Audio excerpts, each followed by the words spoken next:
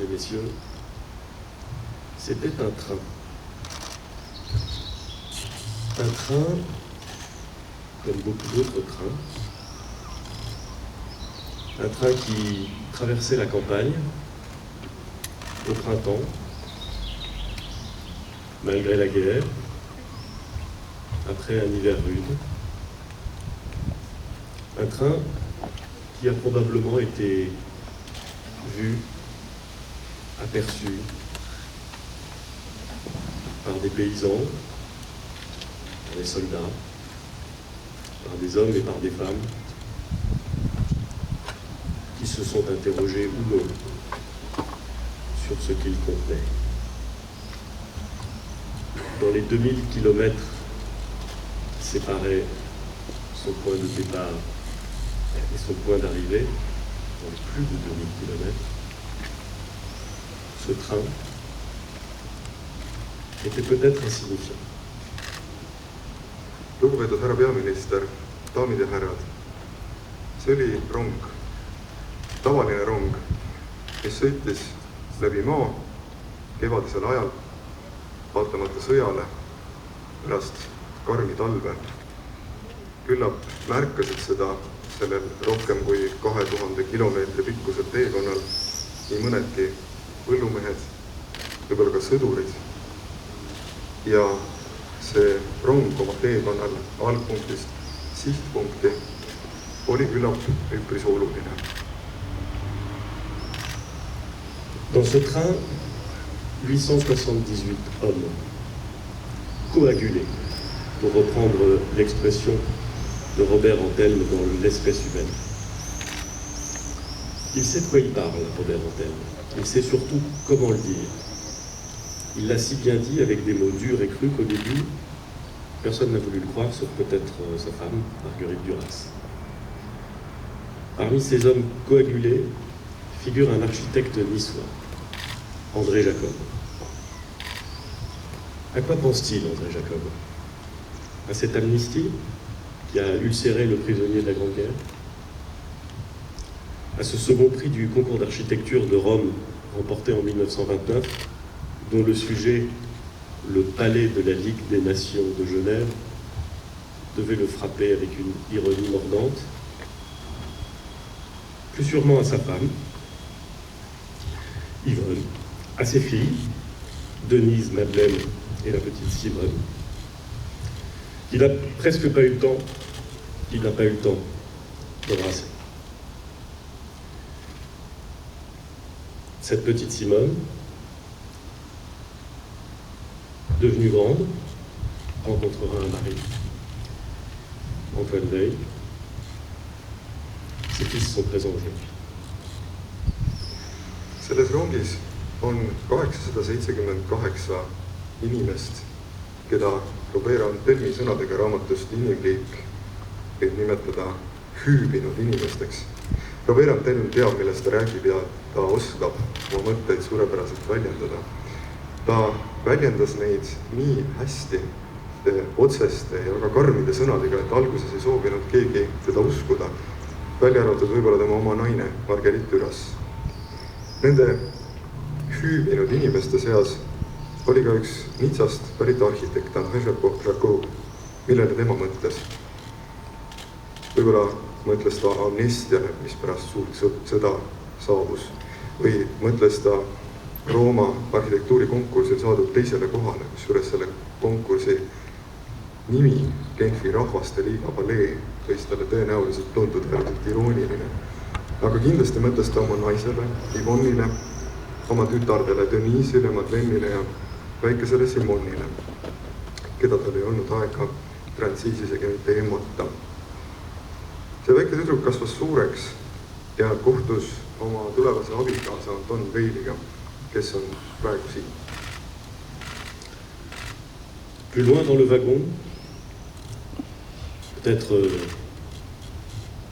tout près d'André Jacob et de son fils Jean, se tient un homme à la forte carrure. Son nom, Miron Zlatin, prend sa source dans les rives du Dniepr, en Biélorussie. Mais sa patrie, c'est la France. C'est la France depuis que le président Albert Lebrun lui a accordé la nationalité française en récompense de la médaille d'or qu'il a obtenue à l'exposition agricole de la Porte de Versailles en 1939. 2 adolescents, Theo Reiss et Arnold Hirsch, l'encadrent. Son regard flotte peut-être, pour autant qu'il puisse l'apercevoir, sur cette campagne qui lui rappelle sans doute sa ferme dans le nord, avant la guerre, ou celle d'Isieux, dans l'Ain. Sans doute, Miron Zlatin pense-t-il à sa femme, Sabine, qui a réussi à s'échapper à Montpellier. Sans doute pense-t-il aux enfants de la colonie d'Isieux. Il pense à l'évidence aux 2 adolescents qui l'accompagnent. Kaugemal vagunis, võib-olla päris Andrei Jacobi ja tema poja Jeani läheduses, on üks tugeva kehaehitusega mees. Tema nimi Miron Zlatin pärineb Dnepri kallastelt Valgevenest, kuid tema kodumaa on Prantsusmaa alates sellest, kui president Albert Lebrun andis talle Prantsusmaa kodakondsuse tänamaks teda kuldmedali eest, mille saavutas põllumajanduskonkursil aastal 1939. Tema ümber on 2 teismelist noormeest, Theo Reiss ja Arnold Hirsch. Kui tal õnnestub vagunist välja vaadata, siis näeb ta ümbritsevat maastikku, mis meenutab talle tõenäoliselt tema talu Põhja-Prantsusmaal enne sõda või siis Jõe talu Ääni departemangus. Ta mõtleb kindlasti oma naisele Sabinile, kellel õnnestus pääseda Montpellier'sse ja mõtleb ka Isieux koloonia lastele. Kahtlemata mõtleb ta ka neile 2 noormehele, kes teda ümbritsevad. Et puis, dans ce wagon, il y a vous, cher Henri Seidenberger. Adolescent d'Angoulême, que la police a arrêté le 7 février 1944, alors que vous vous rendiez au lycée. Commence à ce moment votre voyage au bout de la nuit. Le camp d'internement de Poitiers, Drancy, le convoi 73. La campagne, les 878. À Kaunas, en Lituanie, le train s'immobilise. Des cris retentissent. On détache des wagons. Pourquoi, vers où vous l'ignorez? Pour vous, direction Tallinn. On vous affecte avec d'autres à l'entretien de l'aérodrome de Lasnamäe. Le travail est harassant, brutal. Les conditions de détention entre les murs de la prison, inhumaines. À la fin du mois d'août, vous rejoignez le camp de Stutov en Prusse orientale. Le voyage reprend à nouveau, cette fois en janvier, dans la neige, les pieds enroulés dans du papier de ciment. Les traînards tombent sous les balles, dans les fossés. En mars, vous refusez de sortir du baraquement dans lequel vous avez trouvé refuge. On vous y abandonne, vous perdez connaissance, vous rouvrez les yeux. Un officier de l'armée russe vous regarde. Peut-être, mais peut-être seulement, le voyage depuis Angoulême s'arrête-t-il. Ja siis olete seal teie, lugupeetud Henri Seidenberger. Angoulêmist pärit noormees, kelle politsei vahistab 7. veebruaril 1944, kui te olite parasjagu kooli minemas. Ja sellega algab teie reis öö lõppu. Kõigepealt kinnipidamislaager Poitiers, siis Drancy, edasi konvoi 73, maapiirkonnad 878 kaasvangi. Leedus Kaunases jääb rong seisma, kostab hõikeid, vagunid haagitakse lahti. Miks, kuhu, seda te ei tea. Teie jaoks on ette nähtud lõpppeatus Tallinn. Teid saadetakse koos teistega tööle Lasnamäe lennuvälja ehitustööle. See töö on ääretult raske ja kinnipidamise tingimused siin Patarei vangla seinte vahel ebainimlikud. Augusti lõpus saadetakse teid Stutovi laagrisse Ida-Preisimaal. Reis jätkub taas, seekord jaanuaris läbi lume, jalad paberisse mässitud. Kes käia ei jõua, lastakse maha ja lükatakse ühishauda. Märtsis keeldute te välja tulemast barakist, kus te olete varjupaika otsinud, teid jäetakse sinna. Te kaotate teadvuse ja kui silmad avate, vaatab teile vastu Vene armee ohvitser. Teie reis, mis algas Angoulême'is, saab lõpu võib-olla alles siis. 22. Vous êtes 22 à regagner la France en 1945.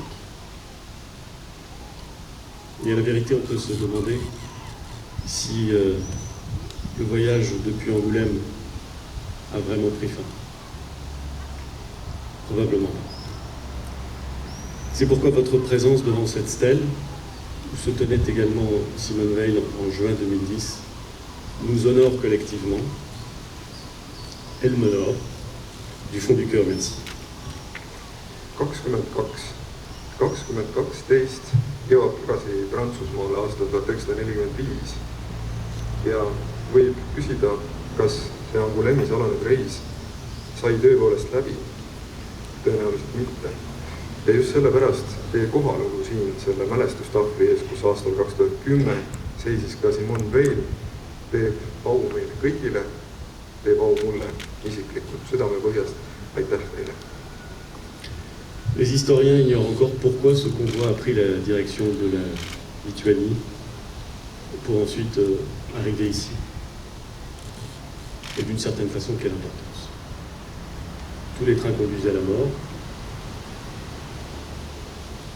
En revanche, grâce au patient travail des familles de déportés, on n'ignore plus les noms de ceux qui voyageaient à l'intérieur de ce train.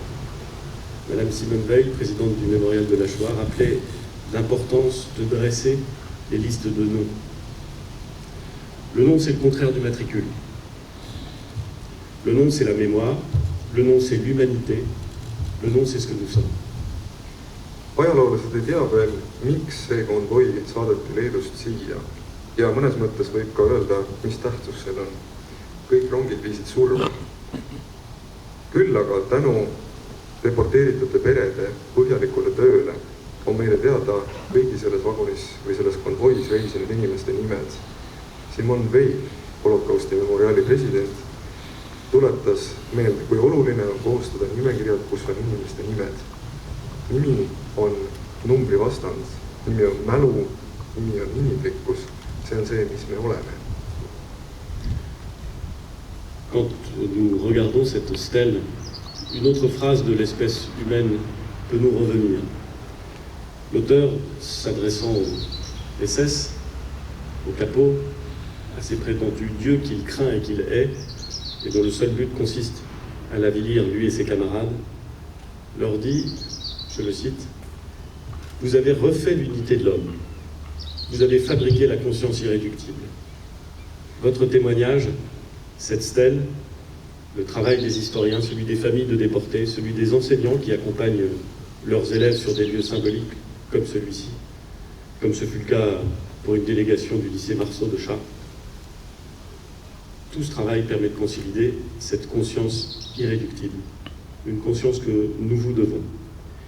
Nous la devons aussi à vous, Madame Jacobson, à votre amie, Madame Cohen, de l'association du Convoi 73, à vous, Avi et Faina Dobroche, qui veillez pour nous sur la mémoire des déportés français dans les pays baltes.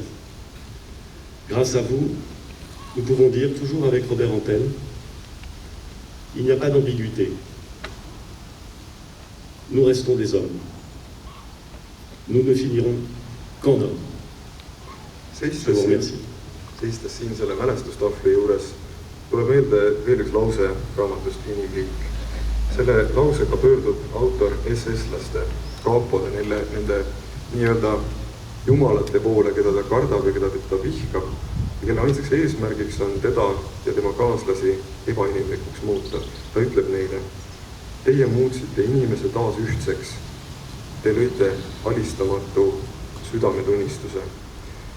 Teie tunnistus nendest sündmustest, see mälestustahvel, ajaloolaste töö, deporteeritute perekondade töö ja ka õpetajate töö, kes toovad või kes viivad oma õpilasi sümboolsetesse paikadesse, nagu näiteks siia ja nagu toimus siis, kui Chartres de Marceau Lütseumi delegatsioon siin käis.